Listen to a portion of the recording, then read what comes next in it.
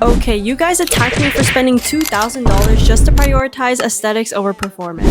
So I found a way to build you guys a nearly identical PC for $700. Starting with the case is the Gomdias Atlas M1, allowing for amazing airflow and design. The motherboard is the MSI Pro Series B650P for $50. I'm using 32GB of Team Group RAM for $60.